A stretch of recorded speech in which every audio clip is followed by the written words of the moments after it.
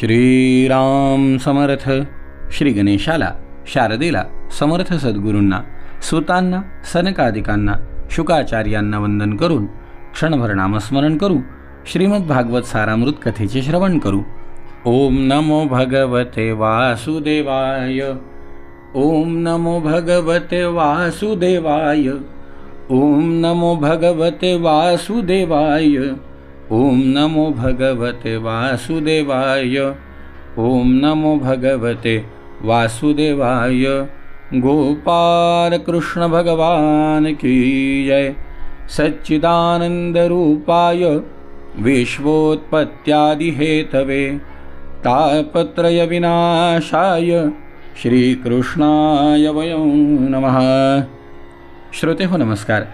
शुकाचार्य राजा परीक्षितीला सांगतायत, राजा, भगवंतानी बघितलं की अशा प्रकारे आपल्या मथुरावासियांना, आपल्या नागरिकांना रोज कुणीतरी नवीन येणार आणि आपल्यावरती स्वारी करणार, आपल्या नगरवासियांना चिंतेमध्ये रोज टाकण्यापेक्षा आणि आपले सगळे आप्तेष्ट दुःखी होण्यापेक्षा आपण अशा ठिकाणी एक नगर बांधू की ज्यामध्ये कुणीही मनुष्याला प्रवेश करणं अवघड जाईल. नंतर आपल्या बांधवांना तिथे पोहोचवून या यवनाचा वध करू. बलरामांशी अशा प्रकारे सल्लामसलत करून श्रीकृष्णांनी समुद्राच्या आत मनुष्यांना जाण्यास कठीण असं एक नगर बनवलं. त्यातील सर्वच वस्तू अद्भुत होत्या आणि त्या नगराची लांबी रुंदी 96 मैल होती. राजा, दृश्यते यत्र हि त्वाष्ट्रम विज्ञानम शिल्पनैपुणम. त्या नगरात सर्वत्र विश्वकर्म्याचे वास्तुज्ञान आणि शिल्पकलेचे नैपुण्य प्रगट झालेले होते. वास्तुशास्त्रानुसार तिथे सडका, चौक आणि व्यापारी पेठा यांची रचना केलेली होती. देववृक्ष आणि वेली असलेली उद्यानं, वैशिष्ट्यपूर्ण उपवनांनी युक्त असलेले ते नगर होते. सोन्याची शिखरं असलेले स्फटिकांच्या गच्च्या आणि गगनचुंबी गोपुर यांनी ते नगर सुंदर दिसत होतं. तिथे धान्य ठेवण्यासाठी चांदी पितळीची गोदामं बनवलेली होती. तिथले महाल सोन्याचे होते. त्यांवर सुवर्ण कलश बसवलेले होते. त्यांची शिखरं रत्नांची होती आणि फरशी मोठमोठ्या पाचूंची बनवलेली होती. राजा, तसंच त्या नगरात वास्तुदेवतेचं मंदिर आणि सज्जेसुद्धा होते. 4ही वर्णांचे लोक तिथे राहत होते. तसंच तिथे यादव प्रमुखांचे महालही उठून दिसत होते. इंद्राने त्यावेळी श्रीकृष्णांसाठी पारिजात वृक्ष आणि सुधर्मा सभा पाठवली. तिथे बसवलेल्या मनुष्याला मर्त्यलोकातील दुःखांचा स्पर्श होत नव्हता. ज्यांचा एक एक कान काळा होता असे मनोवेगाने धावणारे पांढरे घोडे वरुणाने पाठवले. धनपती कुबेराने 8 निधी पाठवले आणि अन्य लोकपालांनी सुद्धा स्वतःकडील महत्त्वाच्या संपत्ती भगवंताकडे पाठवल्या. राजा, यद यद भगवता दत्त माधिपत्यम स्वसिद्धये सर्वं प्रत्यर्पयामासुर हरौ भूमिगते नृप. लोकपालांना आपापली कामं करण्यासाठी श्रीकृष्णांनी जे जे दिलं होतं ते सर्व श्रीकृष्ण पृथ्वीवर अवतीर्ण झाले तेव्हा त्यांनी भगवंताला अर्पण केलं. आपल्या योगमायेने श्रीकृष्णांनी सर्व संबंधितांना द्वारकेमध्ये नेऊन पोहोचवलं. राजा, या नगरीचं नाव द्वारकापुरी असं ठेवलं गेलं. तत्र योग प्रभावेण नीत्वा सर्वजनं हरी प्रजापालेन रामेण कृष्ण समुन्मंत्रितः निर्जगाम पुरद्वारात् पद्ममाली निरायुधः. आपल्या योगमायेने श्रीकृष्णांनी सर्व संबंधितांना द्वारकेमध्ये नेऊन पोहोचवलं. उरलेल्या प्रजेच्या रक्षणासाठी बलरामांना मथुरापुरीत ठेवून त्यांच्या सल्ल्याने गळ्यात कमळांची माळ घालून कोणतेही शस्त्र हातात न घेता ते स्वतः नगराच्या प्रमुख दरवाजातून बाहेर आले. राजा, तम विलोक्य विनिष्क्रांत मुज्जिहानमिवोडुपम दर्शनीयतमं श्यामं पीतकौशेयवाससं. श्रीकृष्ण मथुरा नगरीच्या मुख्य दारातून उगवणाऱ्या चंद्राप्रमाणे बाहेर पडले. त्यांचे श्यामल शरीर अत्यंत देखणे होते. त्यांनी रेशमी पितांबर परिधान केलेला होता. श्रीवत्सवक्षसंभ्राजत कौस्तुभामुक्तकंदरं पृथु दीर्घ चतुर्बाहु नवकंजारुणेक्षणम. त्यांच्या वक्षस्थळावर श्रीवत्स चिन्ह शोभून दिसत होतं. गळ्यात कौस्तुभमणी झगमगत होते. लांब आणि पिळदार असे 4 हात होते. ताज्या कमळाप्रमाणे तांबूस नेत्र होते. नित्य आनंद ओसंडून वाहणारे, सुंदर गालांनी युक्त चमकणारी मकराकृती कुंडल असलेले त्यांचे सुंदर मुखकमल पवित्र हास्याने शोभत होते. त्यांना पाहून काल यवनाचाही निश्चय झाला की हाच पुरुष वासुदेव आहे.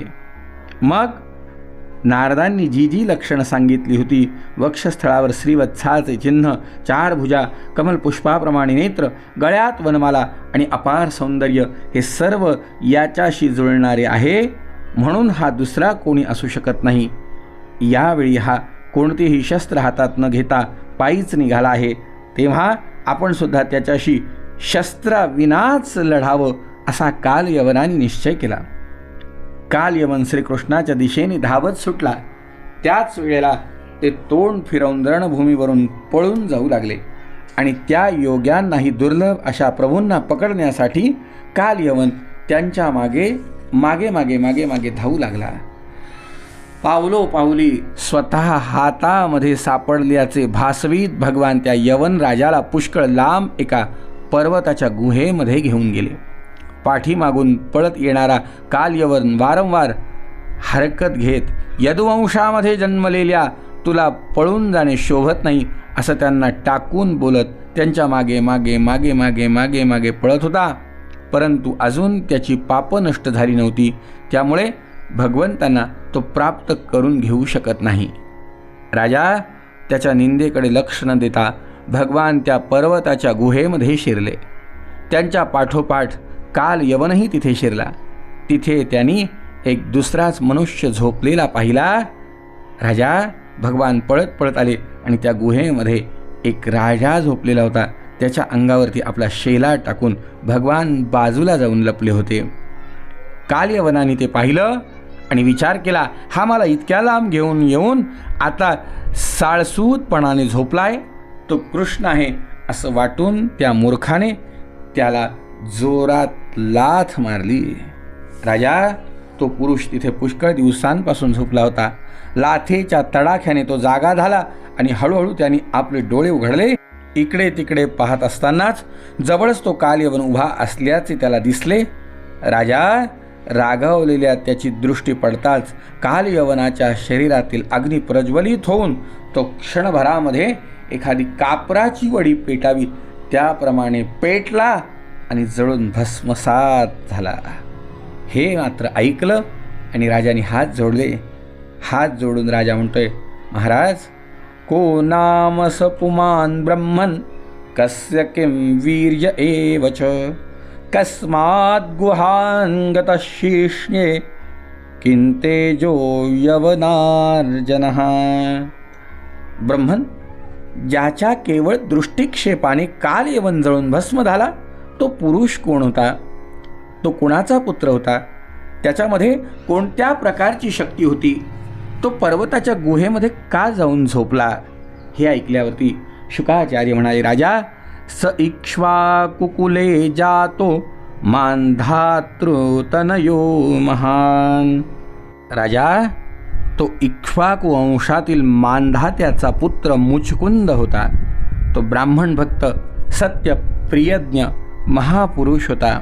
एकदा असुरांना भ्यालेल्या इंद्रादी देवांनी आपल्या रक्षणासाठी राजा मुचकुंदाला प्रार्थना केली. तेव्हा त्यांनी पुष्कळ काळपर्यंत त्याचं रक्षण केलं. पुष्कळ दिवसानंतर देवतांना जेव्हा कार्तिकेय सेनापती म्हणून मिळाले, तेव्हा ते मुचकुंदाला म्हणाले, राजन, आमच्या रक्षणासाठी आपण पुष्कळ श्रम घेतले, आता आपण विश्रांती घ्या. हे श्रेष्ठ वीरा, आमचे रक्षण करता यावे म्हणून आपण मनुष्य लोकातील आपले निष्कंटक राज्य सोडून दिलं. तसंच जीवनातील सर्व भोगांचाही त्याग केला. आता आपले पुत्र, राण्या, बांधव आणि अमात्य मंत्री, त्याचप्रमाणे त्यावेळच्या प्रजेपैकी कोणीही जिवंत नाही. सर्वांना काळाने गिळून टाकलंय. बराच काळ झाला आपण आमची सेवा करत आहात. सर्व बलवानांपेक्षाही कालो बलियान बलीनाम भगवानीश्वरो व्ययः. सगळ्यांपेक्षा काळ बलवान आहे. तो स्वतः परम समर्थ, अविनाशी आणि भगवत स्वरूप आहे. गवळी जसा जनावरांना आपल्या ताब्यात ठेवतो, त्याचप्रमाणे काळ सहजपणे सगळ्या प्रजेला आपल्या अधीन ठेवतो. राजा, आपलं कल्याण असो. मोक्षाखेरीज आमच्याकडून कोणताही वर मागून घ्या, कारण मोक्ष देण्याचे सामर्थ्य फक्त अविनाशी भगवान विष्णूंपाशीच आहे. असं सांगितल्यावर परम यशस्वी मुचकुंदाने देवांना नमस्कार केला आणि झोपेचा वर घेऊन तो पर्वताच्या गुहेमध्ये जाऊन झोपला. त्यावेळेला देवांनी सांगितलं होतं की हे राजा, झोप घेत असताना जर एखाद्या अजाण माणसाने तुला मध्येच जाग केलं तर तो तुझ्या दृष्टीस पडता त्याच क्षणी भस्म होऊन जाईल. परीक्षिता, काल यवनाला भस्मसात करून यदुश्रेष्ठ भगवान श्रीकृष्णांनी बुद्धिमान मुचकुंदाला दर्शन दिलं. तमालोक्य घनश्यामं पीतकौशेयवाससं श्रीवत्सवक्षसं भ्राजत कौस्तुभेन विराजितं. भगवंत चतुर्भुजं रोचमानं वैजयन्त्या च मालया चारु प्रसन्नवदनं स्फुरन्मकरकुण्डलं. भगवंत मेघाप्रमाणे सावळे रूप असलेल्या गोपाल कृष्णांनी त्यावेळी रेशमी पितांबर परिधान केलेला होता. वक्षस्थळावर श्रीवत्स चिन्ह होते. तेजस्वी कौस्तुभ मण्याने ते शोभत होते. त्यांना 4 हात होते. गळ्यात वैजयंती माला शोभत होती. सुंदर मुखकमल प्रसन्नतेने खुललेलं होतं. मकराकृती कुंडल कानात झगमगत होती. प्रेमपूर्ण स्मित हास्ययुक्त नजर लोकांना आकर्षित करीत होती. अत्यंत देखणे तारुण्य आणि मदोन्मत्त सिंहाप्रमाणे निर्भय चाल. अत्यंत बुद्धिमान राजा त्यांच्या तेजाने हतप्रभ झाला. तेजामुळे जवळ जाण्यासही कठीण अशा त्यांनी हात जोडले आणि हात जोडून भीतच तो म्हणाला, आपण कोण आहात? को भवानिह संप्राप्तो विपिने गिरिगौहरे. आपण कोण आहात? कमलाप्रमाणे कोमल असणाऱ्या चरणांनी का बरं फिरत इथं आलात? आणि या पर्वताच्या गुहेत येण्याचा आपला हेतू काय होता? आपण सर्व तेजस्वी पुरुषांचे मूर्तिमंत तेज भगवान अग्निदेव, सूर्य, चंद्र, देवराज इंद्र का दुसरे कुणी लोकपाल आहात? मला असं वाटतं, मन्ये त्वां देवदेवानां त्रयाणां पुरुषर्षभम्. आपण 3 मुख्य देवांपैकी पुरुषोत्तम आहात. कारण दिवा ज्याप्रमाणे तेजाने अंधार नाहीसा करतो, त्याचप्रमाणे आपण आपल्या अंगकांतीने या गुहेतला अंधार नष्ट केला. हे पुरुष श्रेष्ठ, आपल्याला योग्य वाटत असेल तर आम्हाला आपले जन्म, कर्म आणि गोत्र सांगा, कारण आम्ही ते ऐकण्यासाठी अत्यंत अंतःकरणापासून उत्सुक झालो आहोत. हे पुरुषोत्तमा, आम्ही इक्ष्वाकु वंशीय क्षत्रिय आहोत. हे प्रभो, माझं नाव मुचकुंद असून युवनाश्वनंदन मांधात्याचा मी पुत्र आहे. पुष्कळ दिवसांचे जागरण झाल्याने मी थकलो होतो. माझ्या सर्व इंद्रियांची शक्ती झोपेने हिरावून घेतली होती. म्हणूनच या निर्जन ठिकाणी मनसोक्त झोप घेत होतो. आत्ताच मला कोणीतरी उठवलं. खात्रीने त्याच्या पापानेच त्याला जाळून टाकलं. त्यानंतर शत्रूंचा नाश करणाऱ्या परमसुंदर अशा आपण मला दर्शन दिलं. हे महाभाग, सर्व प्राण्यांना आपण आदरणीय आहात. आपल्या असह्य तेजाने माझी शक्ती क्षीण झाली आहे. मी आपल्याला फार वेळ पाहू शकत नाही. राजा, हे ऐकल्यावरती भगवान त्या मुचकुंदाला म्हणाले. राजा, मुचकुंद जेव्हा अशी प्रार्थना करत होता तेव्हा सर्व प्राण्यांचे जीवनदाते भगवान हसायला लागले आणि भगवान गंभीर वाणीने त्याच्याशी बोलायला लागले. ते काय बोलले आणि राजाला काय उपदेश केला, उद्याच्या भागामध्ये श्रवण करू. जय जय रघुवीर समर्थ.